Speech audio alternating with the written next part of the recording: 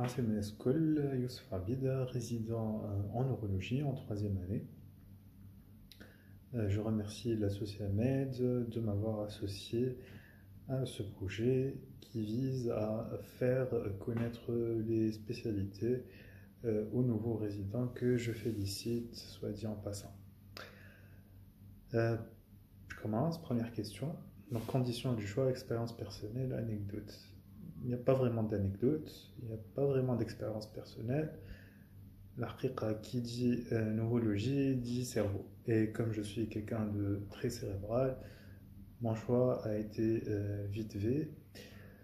Bien sûr, ça a été conditionné par des facteurs tels que le classement, etc. Mais je dirais aussi que c'était un choix du cœur et que j'ai eu un passage marquant en troisième année qui a fait en sorte que je choisisse la neurologie.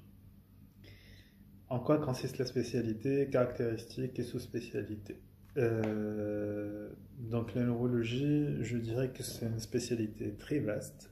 Elle s'intéresse à l'enfant jusqu'au sujet âgé, en passant par l'adolescent et l'adulte.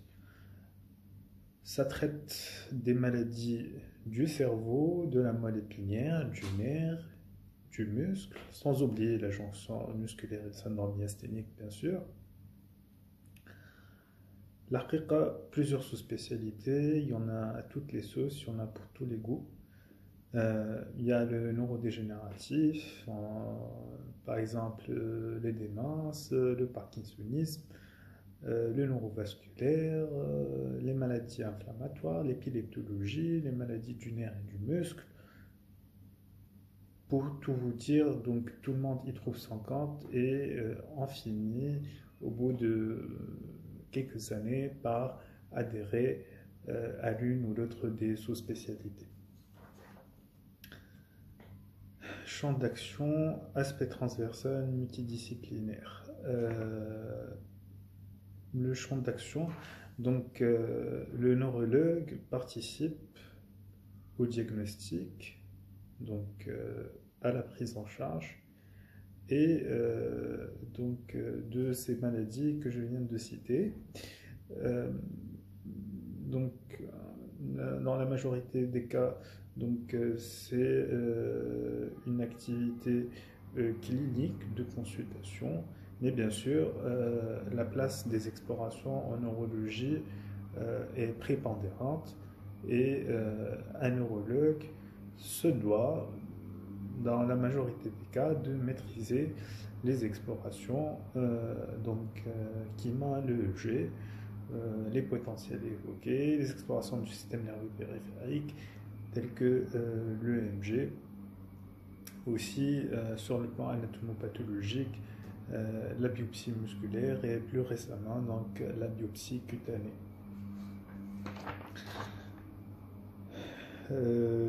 Oui, l'aspect multidisciplinaire existe en neurologie et certaines maladies, telles que les maladies systémiques, sont à la traversée des chemins et sont un cadre où la neurologie se réunit avec la médecine interne. Donc un neurologue se doit d'être un bon interniste avec toute la rigueur qu'impose cette spécialité.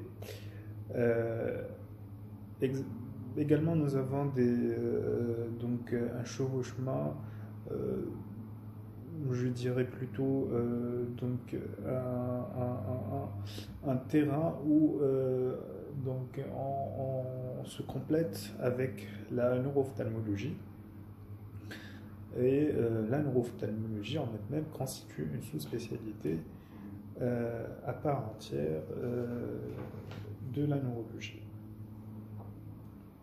Durée du cursus, formation entièrement en Tunisie, au stage obligatoire à l'étranger. Donc, comme toute spécialité médicale, la formation en neurologie, elle dure 4 ans, avec 6 mois de stage optionnel obligatoire, soit en psychiatrie, soit en neuroradiologie. Pour les stages à l'étranger, ils ne sont pas obligatoires, mais c'est possible d'effectuer des stages à l'étranger. dans le cadre du TFMS par exemple.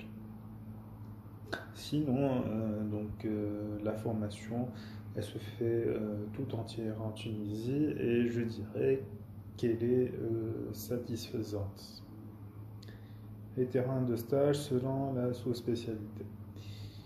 Euh, il y a d'innombrables terrains de stage pour la neurologie, que ce soit à Tunis ou bien ailleurs, et chaque service de neurologie a ses sous-spécialités de prédilection. Euh, Ils sont nombreux les services à adhérer à ce concept de surspécialisation et vaudrait mieux pour un résident en neurologie de faire un peu le tour pour se familiariser avec cette sous-spécialité qui est pratiquée dans tel ou tel service. Diplôme universitaire, CEC, formation complémentaire. Bien sûr, comme toutes les spécialités, la neurologie assure, et le collège de neurologie en particulier, assure une formation continue pour ses résidents en médecine, que ce soit à travers les certificats d'études complémentaires. Il y a aussi la possibilité de faire des masters de recherche. Les CEC, donc je citerai le CEC de neurophysiologie, d'épileptologie, de maladie d'Alzheimer et maladies apparentées, etc., etc. Ces certificats d'études complémentaires couvrent également la majorité des sous-spécialités donc disponibles en Tunisie.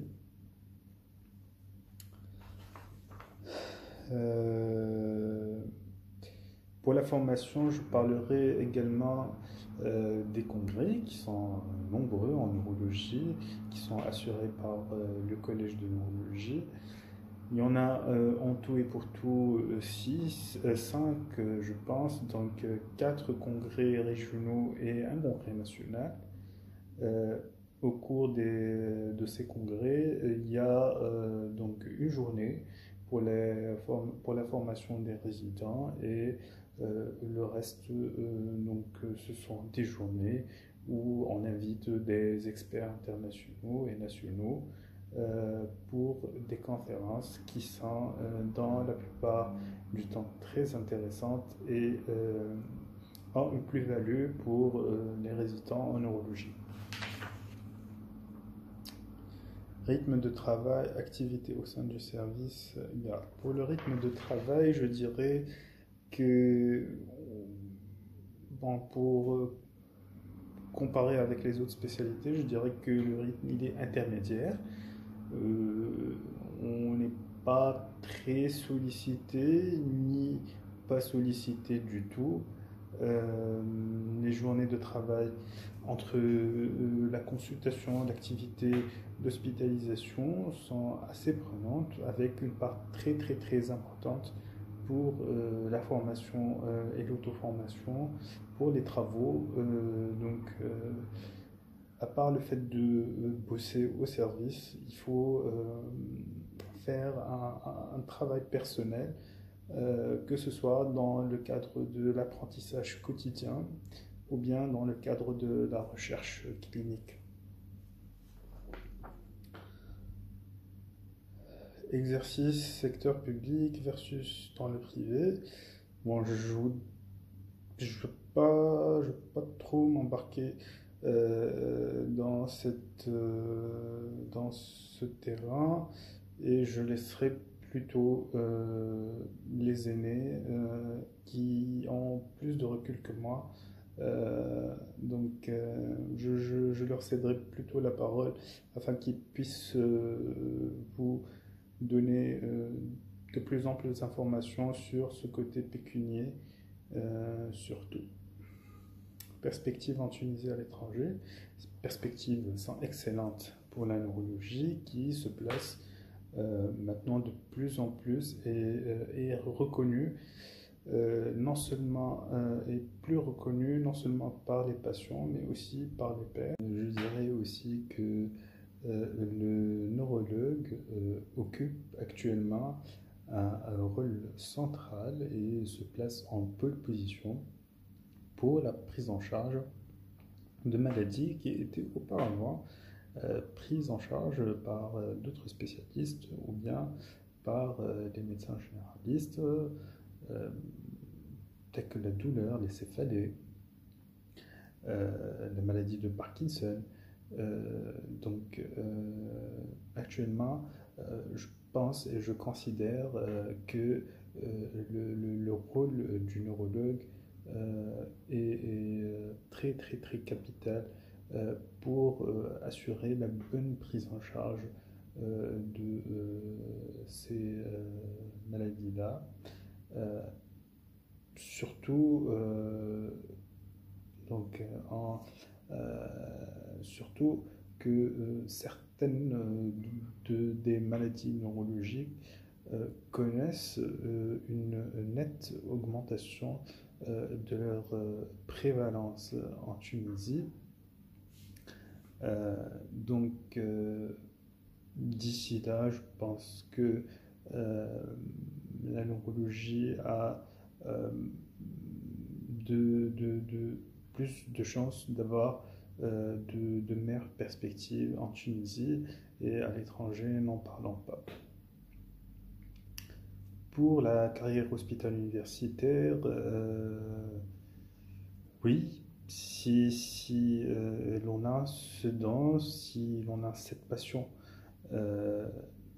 d'enseigner, de prodiguer du savoir, oui, je pense que c'est accessible à condition, bien sûr, de vouloir faire ça. C'est tout. Je laisserai également mes aînés parler de la carrière hospitalo-universitaire et des perspectives hospitalo-universitaires en Tunisie. Perspectives d'avenir à court, moyen et long terme. Les perspectives sont bonnes, sont très bonnes. On a tendance à dire que la neurologie est une spécialité déprimante, qu'on ne guérit pas les malades, quand on se contente de les regarder se consumer à petit feu, mais ce n'est pas vrai, ce n'est pas toujours vrai. Et la neurologie du XXIe siècle, des années 2020 en particulier, qui connaît un progrès énorme sur tous les plans, donc sur un plan que je vais aborder plus tard en parlant de la recherche, mais sur le plan thérapeutique, et plusieurs maladies neurologiques ont vu leur cours évolutif changer miraculeusement avec l'avènement de nouveaux traitements. Et je pense que on est loin, très très loin de cette idée que se font les gens en général en parlant de neurologie.